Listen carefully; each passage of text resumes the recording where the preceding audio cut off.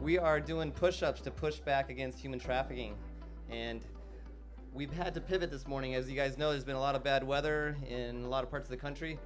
Our thoughts and prayers are going out to our friends and family in Florida and in the Carolinas, and we've had some rain up here too, so we had to shift things around. Our Hope Walk and Ride has moved to Mill Creek Tavern.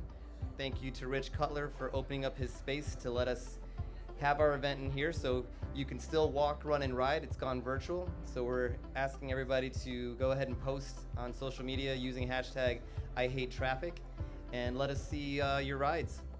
We still want you to do that. What we're doing here inside is we're going to be doing the push-up challenge, like I said, to push back against human trafficking. And so, Rob Pryor, you're up, man.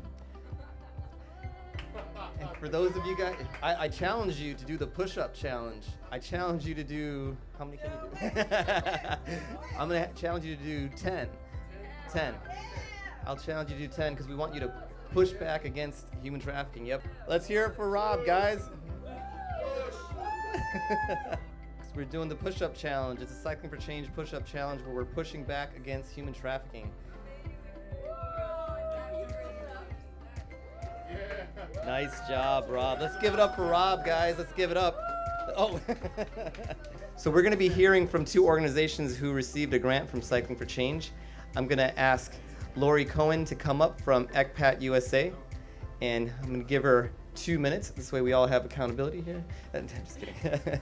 2 minutes just to let us know about ECPAT-USA and about the grant that you guys received. Thank you so much, Santosh. It's such a joy to be here on this rainy day. I'm amazed to see so many people who came out despite the weather. So thank you all for being here and supporting this incredibly important organization. ECPAT-USA, some of you may be familiar with us. We were the first organization in the United States to raise awareness about the issue of child sex trafficking and exploitation. We were founded about 30 years ago when an organization in Thailand came to the US to try to stop this problem of child sex tourism that was happening in their country. And ECPAT originally stood for End Child Prostitution and Asian Tourism. We don't use that.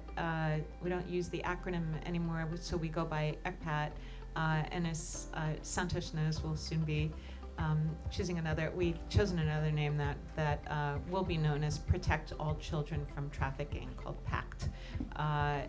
We are engaged in prevention, education. We partner with schools. We partner with a number of schools here on Long Island and are always interested in partnering with other schools. So if you have a school district where the leadership of the school wants to support child protection, please let us know. And our work is really informed by our Survivors Council. So these are women and men who have lived experience as survivors of sex trafficking and exploitation. And they work with our education team to make sure the curriculum reflects their experiences, reflects their perspectives, reflects the language that we should be using to educate children, because we want to be honest. We don't want to scare people off, but we don't want to also over-sensationalize it. We want it to be understood that this is happening everywhere, and the Survivors Council keeps it real. So Cycling for Change very generously gave us a grant earlier this summer at the Golf Invitational Tournament, and we've been using that grant to support the Survivors Council. So for example, yesterday, a member of the Survivors Council spoke at a panel of New York State judges to explain to judges in criminal court, but not just criminal court, in the juvenile delinquency courts and very importantly in the family court, what trafficking might look like for the children who are appearing in their court. And one of the things they noted is that more and more kids who've been trafficked are ending up in family court situations now. So it's very exciting to us see survivors leading the conversation, educating, participating, and that they're able to take really the most horrible moments of their lives and infuse those experiences with meaning to make sure this doesn't happen to other children. So I want to thank Cycling for Change. I want to thank all of you for being here today, and enjoy the push-ups. I just want to give you a quick shout out to kind kind of a project that we're working on. In 2015, we biked from Washington State back here to Long Island, and we're doing it again. This time we're going from LA through DC back here to New York, and we're having the Cycling for Change cross-country challenge, the Hope Tour. And we're excited to be working alongside with ECPAT-USA and Clean Slate Living to make this happen. So you'll be hearing more about that as time goes on. So good stuff to come. And today the weather is terrible. We aren't able to be on the road, but in 2025 we don't have a choice. We just keep going. So next, I would love to invite Laura Mullen up to the stage. Just let us know a little bit about the Survivor Advisory Board and what you guys have been doing with the grant you guys received. Good morning, good morning, good morning, and thank you everybody for coming out. Hello.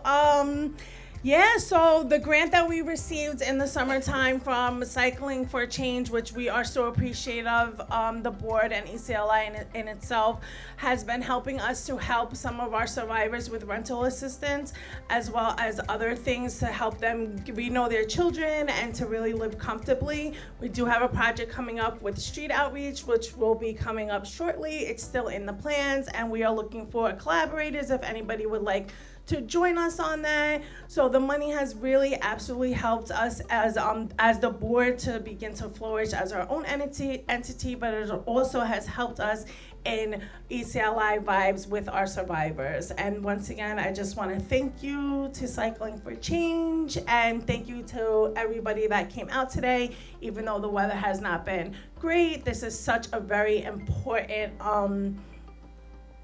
somebody give me the word. Cause, yes, that we all came out here for today, and I'm so happy to see that everybody shares the same passion, and thank you so much. We have what we call our Creative Expressions segment for both our Hope Walk and Ride and also for our Golf Invitational, and the SAB just did an amazing job. You can go to our website, cyclingforchange.org, and see the spoken word that they had performed back in June, which was just absolutely phenomenal.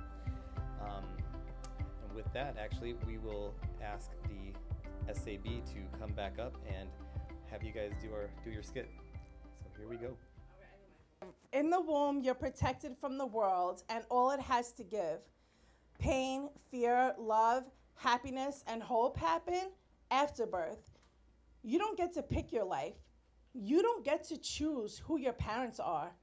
You don't choose whether your life will be full of love and light or sadness and gloom. You know that term, it is what it is? Well, that's what it's like before you're born into a kid. It literally is what it is. And there's absolutely nothing you could have did. Then you're born and the shell of protection is suddenly gone, leaving you vulnerable to this world full of heartache, hurt, and harm. As she holds you in her arms, the person you will grow up to call mom this is. Oh, so tight, she holds you at night, only the hope of shielding you from the very things that terrorize her prayers from all of her long already lived nightmares.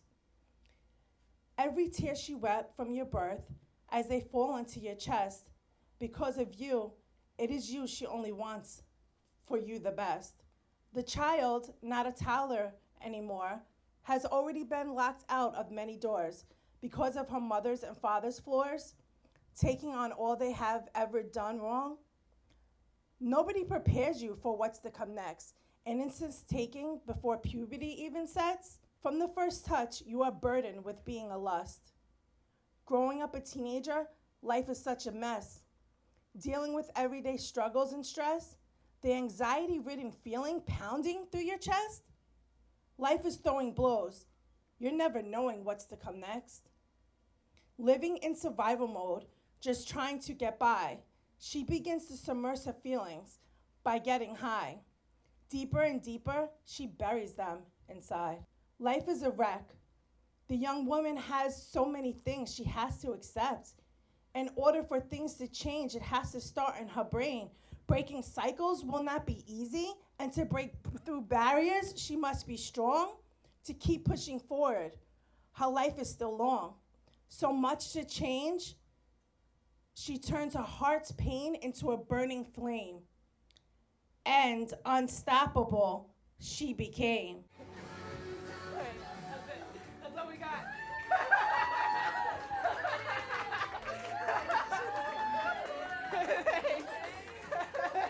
this is Kara Bocina from Access Community Center. So,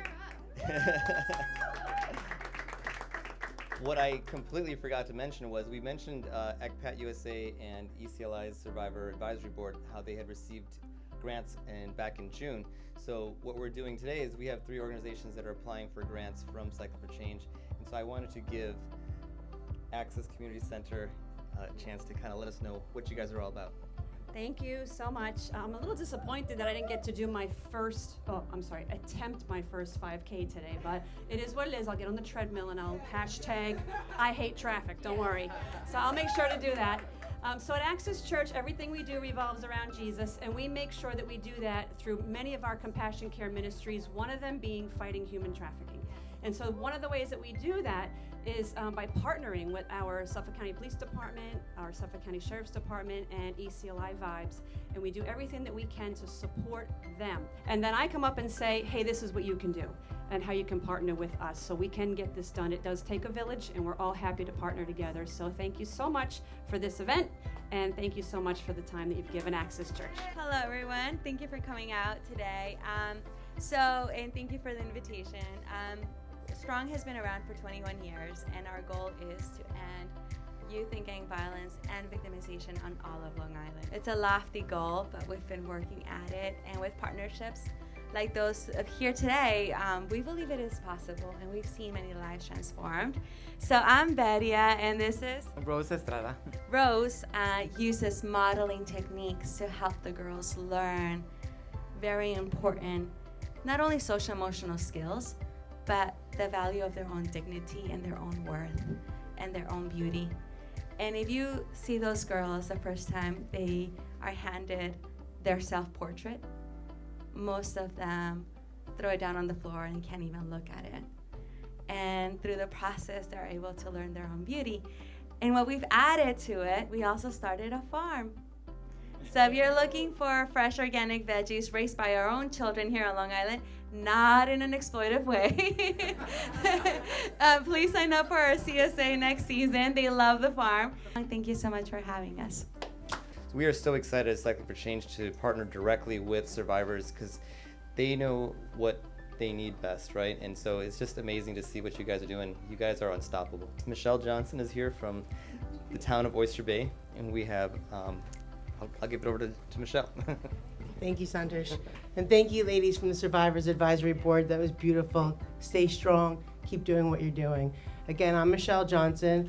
I'm senior councilwoman with the town of Oyster Bay, and we are in the town of Oyster Bay. And I'm so happy to be here once again. I've been here many years with you guys. You do an amazing job. Your organization is the voice for the voiceless and hope for the hopeless. Keep doing what you're doing. On behalf of myself, our supervisor, our more than 300,000 residents, we thank you and look forward to working with you for many years to come. Congratulations on another successful event. Thank you, Michelle. You know, it takes a community to do what we do, right? And with this rain, everything happened. The community came together. We figured it out. We moved our location. We changed what we're doing. And that's what I love about our community. And with that, I just want to ask all the Cycle for Change board members to come on up to accept this award because it's a team that gets this done. Thank you again. Yeah, it's been a challenging week. I mean, we had to change things around, but we got it done. So we're just really excited for everybody that's here in person and that's joining us online on Facebook and on Instagram. You know, you can walk, run, cycle to break the cycle of human trafficking. You can donate. We all can do something, right? We know what's happening now. We're aware of what's happening. So now that needs to go from our brains to our hearts and lead to action. And so that's what I encourage you guys to do. Come on our website, get more information as to what's going on, learn about what's happening in your communities. You can go to ECPAT-USA's website, incredible resources and information over there. Oh, thank you. But there's a lot of great information there for kids, for parents, for teachers on ECPAT-USA's website. So definitely just take some initiative and kind of learn about what's going on in your world. Learn what's going on in your communities. You know, there's just so much that we can learn on our own. And once you have that knowledge, I just feel like, how can you not do something about this, you know? So thank you for being here. Get some orange juice, there's coffee, get some raffles, and then we need to get out of here. Thank you to our sponsors. We have 2 Gold Ambassador sponsors. We have Northwell Health and Sullivan Cotter. Thank you, Sullivan Cotter, for being a Gold Ambassador sponsor. But in all seriousness, it takes a lot to put on something like this, and so we're very thankful for our sponsors, businesses and organizations that partner with us to do the work that we're doing. It takes people and it takes organizations to give up their time and talent and treasure, so we're thankful for them. The last announcement that we're going to give is on the 3rd grant that we have. It's from the Staten Island University Hospital Task Force, the Human Trafficking Task Force from Northwell, and I'm going to ask Wanda Green to come up and tell us a little bit about that. Hey, thanks everyone. So I am speaking for Staten Island University Hospital. I'm not part of that team, so I might not have as much passion as Dr. Dana Kaplan and Sadiqa Aldi, who are the task force leaders there. So they are looking to start this grant to continue their efforts in human trafficking task force at Staten Island University Hospital.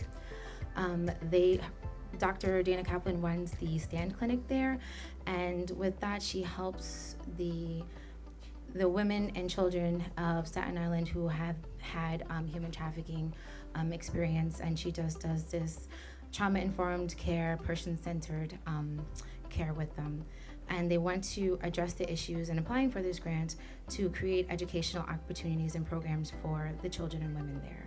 And they have a website, you can check it out, Staten Island University Hospital.